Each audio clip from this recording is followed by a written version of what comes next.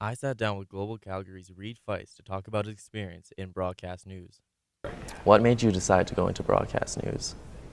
That's a good question. I kind of got hooked when I was young. I came here for a tour once when I was probably in like grade 5 or something like that at Christmas.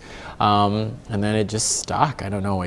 I saw the people and I knew I love news. And I think that's probably your biggest thing. I mean, you can like the lights and the star power of TV, but you quickly realize this isn't the most glamorous job in the world and you really need to love news for you to be hungry enough to really kind of chase this. And for, long time in your career, you really kind of have to chase it and be hungry if you're going to be successful and if you're going to end up where you want to be. But I don't know, it just kind of clicked one time and it was a dream, and thankfully it kind of came true.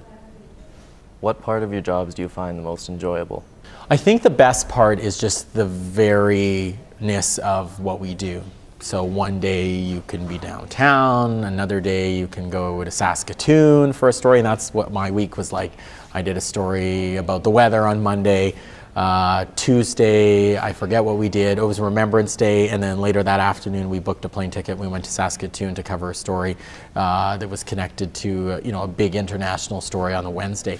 So I think it's just that. It's just you just don't know what your day is going to bring you. And so many people are stuck in offices downtown. We get to leave the building all the time and we get to meet new people and tell their stories. And I think that's probably it. And I'm a big news junkie. And so, I want to be covering the story that people are talking about. And so I would probably be consuming that news as just a regular person.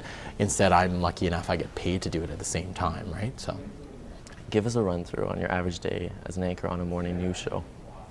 Okay, so the weekend show, my alarm goes at 2 a.m. I get here for 3 o'clock in the morning.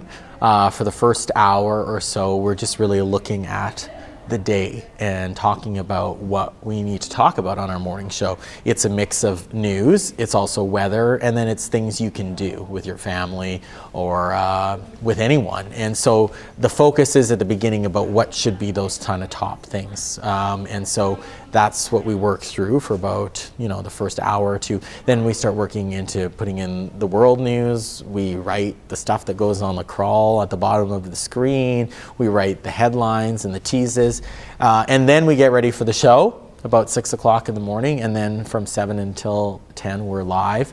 And then once the show is done, we're pretty much done. And our producer has done a great job during the week planning who's going to be on the show in terms of guests the next day. But apart from that, we can't really do that much more because we want to make it new, and hence the news part. And so we start again the next morning at 3 o'clock. So it's a bit of the killer to the sleeping patterns and to the social life.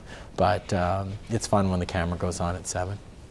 Reid Fiest, SAIT alumni, making waves in the broadcast news industry.